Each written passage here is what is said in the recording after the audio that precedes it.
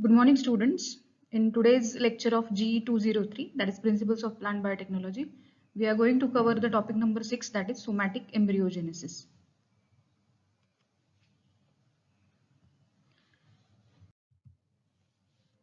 So the meaning of somatic is body.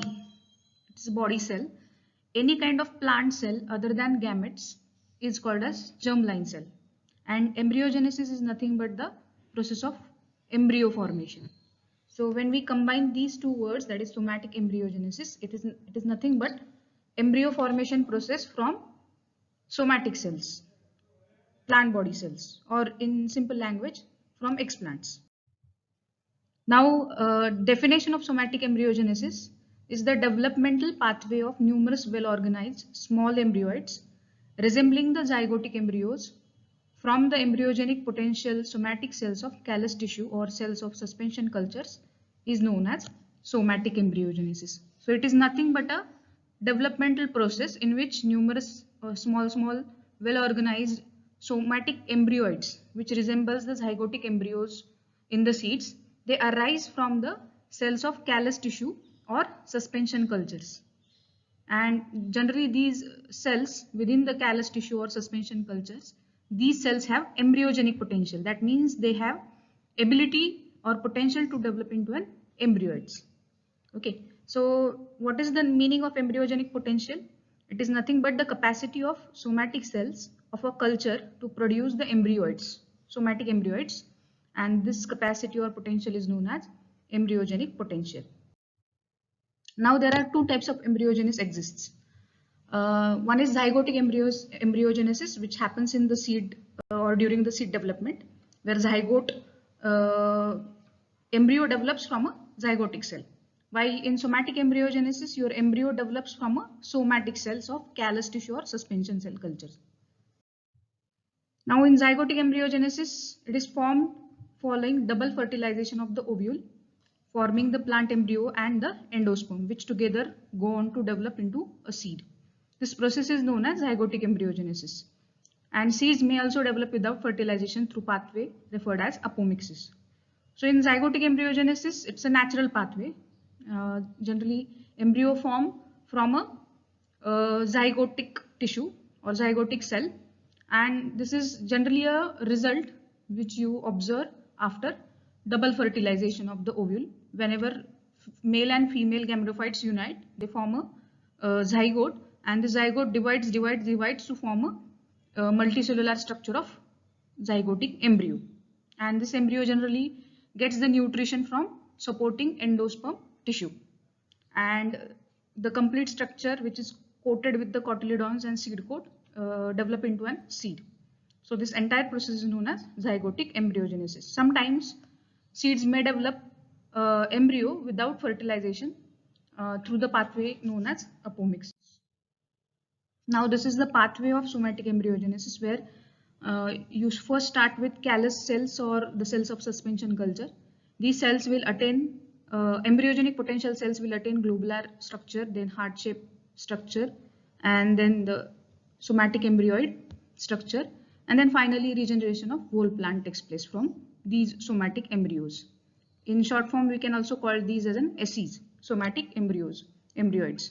In zygotic embryogenesis process, what happens whenever two gametes unite, they form a zygote cell.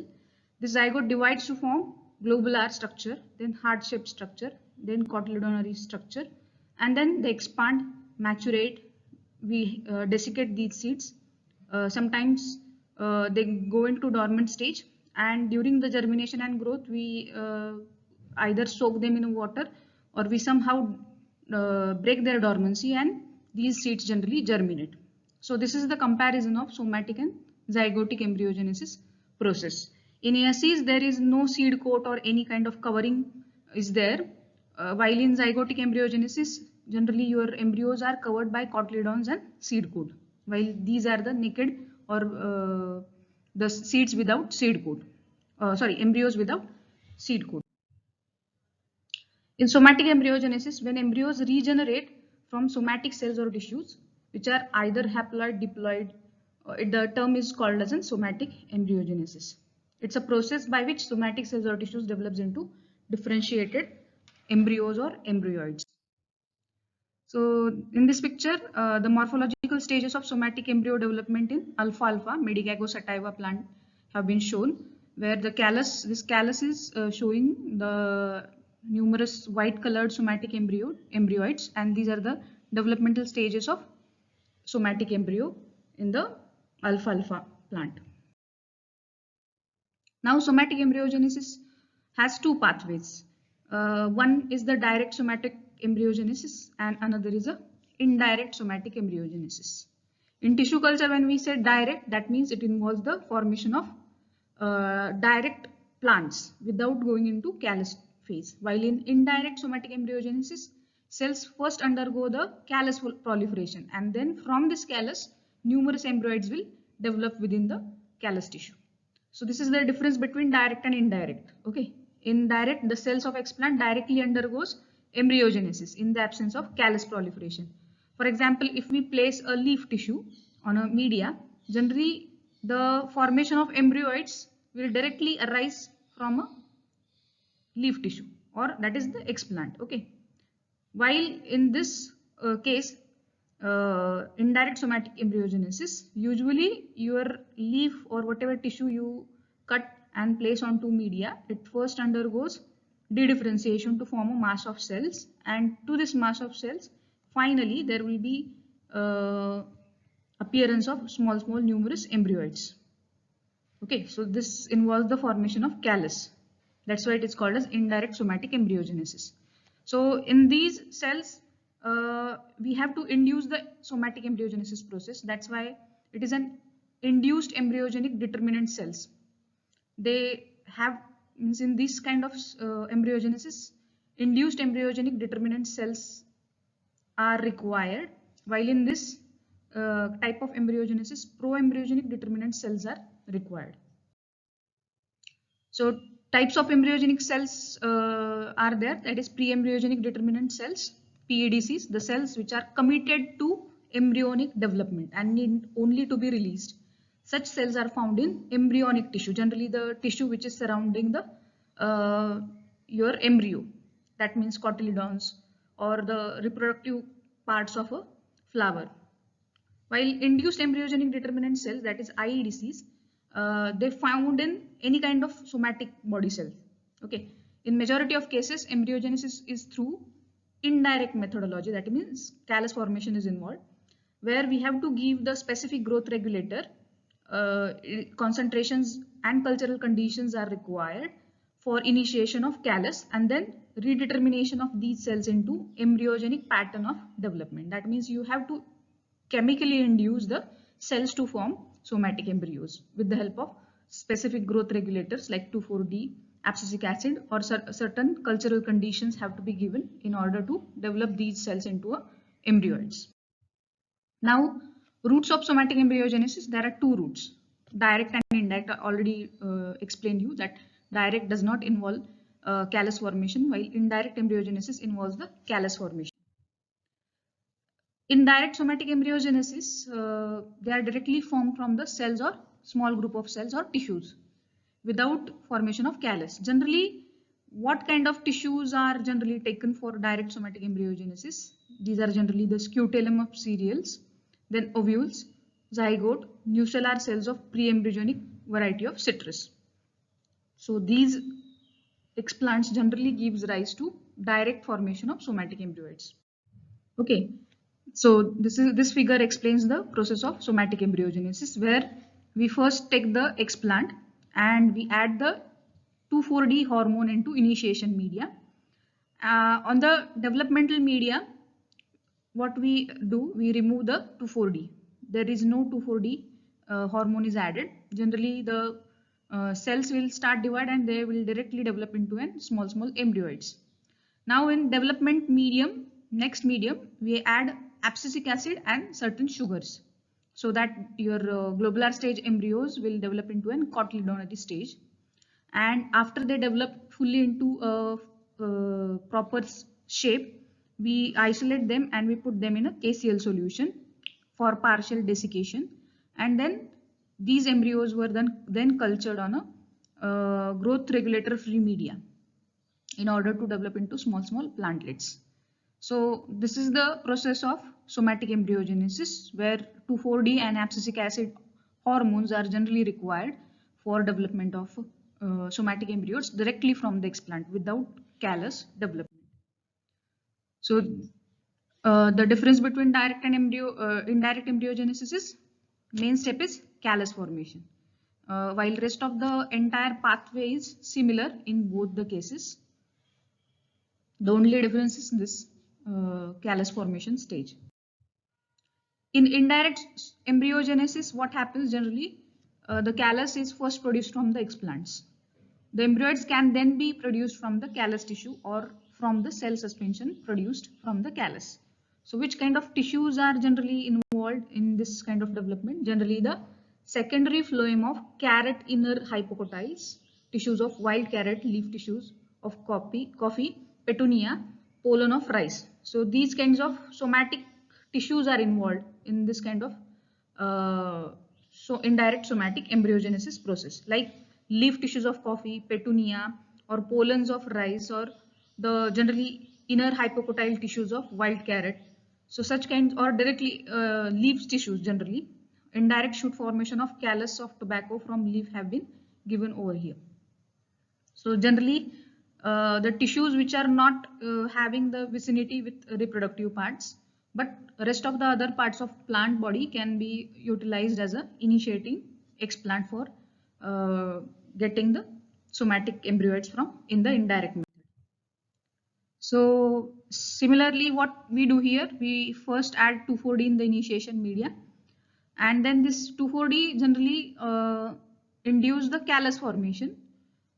The callus will form, then this callus mass is transferred into liquid culture, that means the broth without agar, and then here it is allowed to grow into small embryoids. This is then filtered through sieve or screens. These embryoids were recovered, and then they were cultured on a developmental media, and further they get converted into small numerous plants. So here only 2,4-D hormone is used, and the callus formation phase is there in the indirect somatic embryogenesis process. In this figure, the somatic embryogenesis in soybean plant have been shown, where starting material is usually used as an immature seed, which forms the callus first. Then this callus is induced to form small embryoids in the further process of development, and these embryoids were then germinated in petri plates and then transferred into pots. So somatic embryogenesis has a developmental pathway where we have to first induce these embryos from a vegetative tissue. They can be used for clonal propagation or to recover the genetically transformed plants. So there are 4 steps involved in this process. First is the induction, second is the development, third is the conversion, and fourth is the germination. Now induction stage requires the presence of 2,4-D hormone.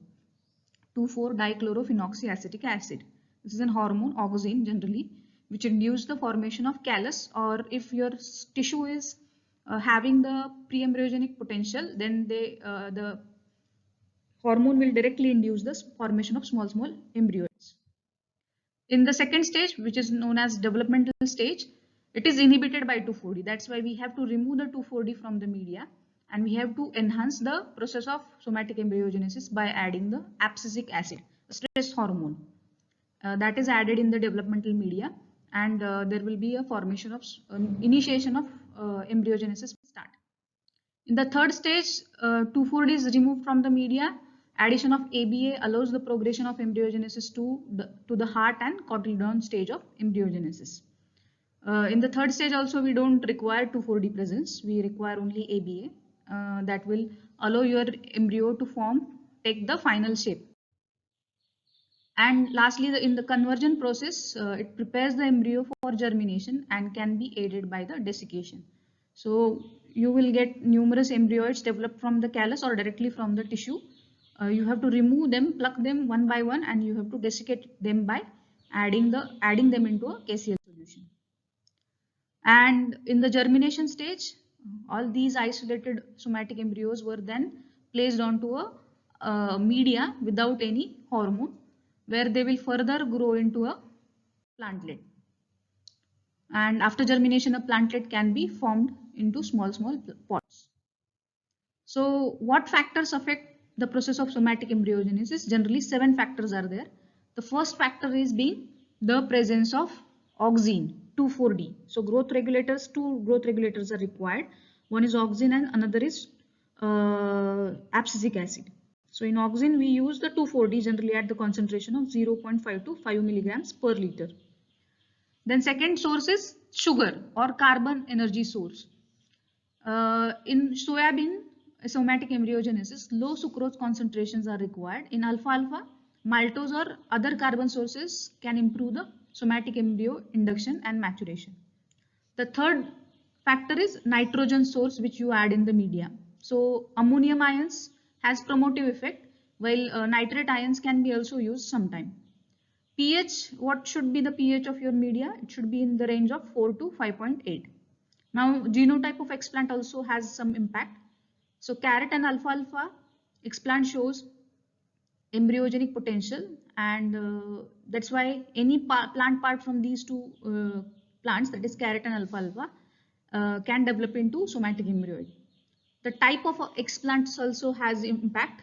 Immature zygotic embryos have been found to be the best explant for embryogenesis. That means if you collect the immature zygotic embryos from immature unripe seeds and you place them on a nutrient medium, you have higher chances to get the somatic embryoids.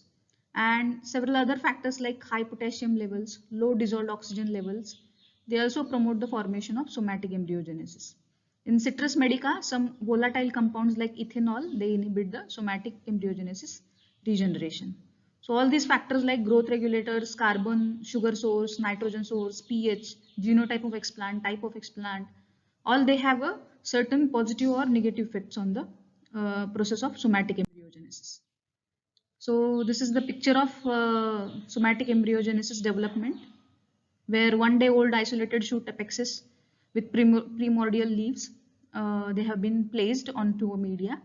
These leaves generally have a bulged meristem portion, expanded primordial leaves. Then these meristematic mass have developed into numerous multiple buds and leaf initials. Individual buds producing 2 to 8 translucent tissues strata have been shown in the figure D. Then each of the tissue stratum gives rise to many somatic embryos. This is the example of direct somatic embryogenesis, where somatic embryos are directly appearing on the leaf tissue.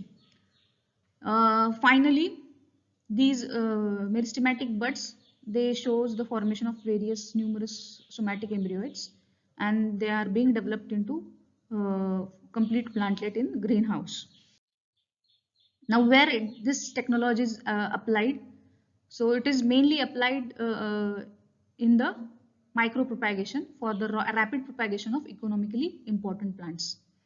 Also, it is used to meet the specific breeding objectives by rapidly multiplying the germplasm that is initially present as an embryonic material. If you want to rapidly grow the plants, or you want to rapidly mass propagate the plants, you can use the somatic embryogenesis process, because you require very less amount of explant first, and from that explant generally almost 100 to some few hundred of somatic embryoids can be developed within single bottle. So that's why mass propagation is possible in somatic embryogenesis. Also, raising the somaclonal variations from tree species is also possible. Somaclonal variations are nothing but the variations generated in tissue culture. Then synthesis of artificially synthetic seeds, that is syn seeds, can be also possible. They are the good source of regenerable protoplast system, and embryogenic callus suspension culture. Some have been employed as a source of protoplast isolation for range of species. Then nucellar tissue usually degenerate during the development of seeds, but in citrus species, embryogenic callus derived from nucellar remains totipotent for many years and can be used for regeneration of plants. Nucellar tissue is generally found surrounding your embryo in the cotyledon. So this tissue could be a ideal example for raising the somatic embryoids. Also, some non-chemical mutants can be also obtained through adventitious somatic embryogenesis in tissue culture, as somatic embryos develop from a single cell. You can also obtain the disease-free plants and chimeric embryos can be also obtained from the tissues of callus and can be bypassed through a process of repetitive somatic embryogenesis. The repetitive embryogenesis is a potential use in the synthesis of metabolites such as pharmaceutical and oils. What are the limitations? In many species, somatic embryo maturation and conversion remain the problematic. That's why it cannot be exploited in all types of plants, and this is the main bottleneck to use this for the practical application. Then also the occurrence of somaclonal variations in indirect somatic embryogenesis is the main problem that causes the unnecessary or negative mutations to occur in the plants which are regenerated through the process of somatic embryogenesis. Somatic embryos does not have a seed coat. That's why their conversion into plant requires the aseptic conditions. Also, some abnormalities exhibited by somatic embryos, which include the double and triple vascular system, secondary embryogenesis, and pluricotyledonary stage. Large-scale production of these assays is difficult. They generally have the poor quality. Field conversion ratios or frequencies also low, 15 to 20%, and synchronization of somatic embryogenesis is inadequate. That means at a time in the bottle you cannot synchronize their growth and you cannot harbor or harvest them at the same time. So this is the main limitation of somatic embryogenesis. Now you can also develop the artificial seeds using somatic embryogenesis technology. So in many fruit crops, it is difficult to multiply these crops by conventional propagation or traditional propagation method and improve through the traditional breeding programs. Among the innovative techniques of micropropagation, the concept of somatic embryogenesis with synthetic seed production or artificial seed technology is very promising. In the certain fruit crops where their propagation using seed is not possible, there this technology of synthetic seed or artificial seed technology will be very useful. Now, what are synseeds or synthetic seeds? These are the living seed-like structures derived from somatic embryoids using in vitro culture, where they are generally encapsulated by hydrogel, or it can be also referred as encapsulated somatic embryos, which functionally mimic the seeds and can develop into seedling under suitable conditions. So, such seeds are encapsulated by protective gels, such as calcium alginate or sodium alginate, to prevent the damage caused by microbes and desiccation. So these are nothing but your somatic embryos which are encapsulated by certain gels. So gel will mimic the protective covering as that of seed coat or cotyledon in the zygotic seeds. Now this term artificial seed is coined by Murashige in 1977, and the synonyms used for these artificial seeds are synthetic seed or synseed. It's an artificially encapsulated somatic embryo, shoot, bud, or any other meristematic tissue that can be used as functional mimic seed for sowing, possesses the ability to convert into a plant under in vitro or ex vitro conditions, and can be stored. Types of synthetic seeds, there are two types. One is encapsulated desiccated seed. These are generally, this technology was developed by Kitto and Janik in 1982. Somatic embryos are hardened withstand desiccation before encapsulation. So first they were desiccated by slowly decreasing the relative humidity, and then they rapidly by unsealing the petri dishes for overnight to dry, and maturation medium with the high osmotic potential, low temperature, nutrient deprivation, and abscisic and jasmonic acid addition. And finally they are coated with protective and nutritive layer. Second type is encapsulated hydrated seeds, where generally hydrogel encapsulation is imparted, and mainly this technology was developed in 1984 in alfalfa and patented in 1988. The coating agents required for coating of these synseeds are agar, sodium alginate, potassium alginate, sodium pectate, sodium alginate, and several other gelling agents like gelatin, gelrite, guar gum. These can be also used. So mainly used gelling agent is sodium alginate, and the combination of sodium alginate with calcium salt generally gives you best results. So this is the picture of artificial or synthetic seed, where this is the embryo. encapsulated in gel-like protective covering, and this gel generally contains the media for providing the nutrition to inside embryo. So how you can produce these kinds of artificial seeds is mainly you require the first process is somatic embryogenesis, where mature somatic embryos are synchronized and singulated, then mass produced, and then final encapsulation process is implied. Standardization of artificial endosperm is done, and mass production of synthetic seeds and their greenhouse and field testing is carried out.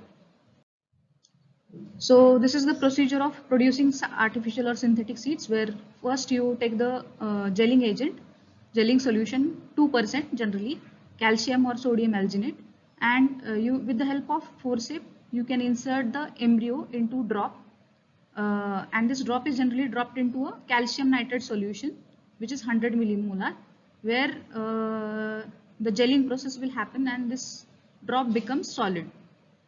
And then finally you wash these seeds into distilled water for 5 minutes to remove the traces of chemicals.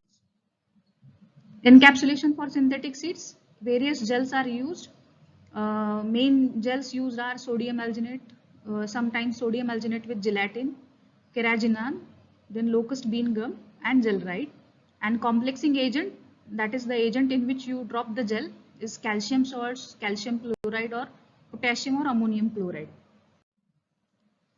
This is the example of artificial seeds encapsulated in 2.5% of sodium alginate gel, and this is the picture of germinating artificial seed in a in vitro condition. Now where these synthetic seeds or artificial seeds have an application, mainly the seed propagation of sterile plants or hybrid plants where their seeds are mainly sterile. So in these kinds of plants you can go for production of synthetic seeds using somatic embryogenesis process. They have high efficiency in multiplication, fixation of hybrid vigor, eliminating the need of inbred lines to produce the F1 hybrids is also possible using this approach. Elimination of the need of edible seeds or tubers for propagation. If you go for somatic embryogenesis and then artificial synthesis, synthetic seed production, then there will be no need to go for production of seeds or tubers in certain crops. Multiplication of genetically engineered individuals which may be sterile or unstable during the sexual production. So in these kinds of plants, this will be a helpful process. Production of virus and disease-free plants is also possible.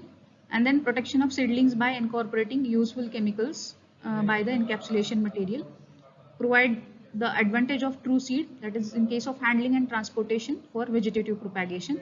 Generally handling the explants is delicate, so you can go for somatic embryogenesis and then formation of artificial seeds, and then thereby transporting of these kinds of seeds will be easier for propagation. There are certain limitations also. Large scale production of these high quality somatic embryos is costly affair. That's why it is not used or exploited in many crop plants. Poor germination due to lack of supply of nutrients, sufficient oxygen, also microbial invasion and mechanical damage to somatic embryos limits their use in the traditional or conventional agriculture. Sometimes somaclonal variations can also occur. Special skilled manpower is required to carry out the work. The artificial seeds that are stable for several months require the procedure for making the embryos quiescent. That means you need certain conditions, physical conditions to make the embryos quiescent, so as they will not grow or they will not germinate, and their storage will be easier. Then artificial seeds need to be protected against desiccation, as they don't have any seed coat or coating material. They prone to dry out easily. That's why you need certain material to keep them moist and prevent their desiccation. Recovery of plants from these seeds is often very low due to incomplete embryo formation and difficulties in creating artificial endosperm. So generally, if you want to store them for a longer period, you need to provide them with a constant supply of nutrients, which is generally given in the form of gel. So providing them ideal artificial endosperm material is very much necessary to store them for a longer periods. The embryo must be protected against the microorganisms, because microorganisms can easily invade these embryos and make them unusable for further production. So this is all about somatic embryogenesis topic. We'll learn the next topics, that is genetic engineering, in the next lecture. Thank you.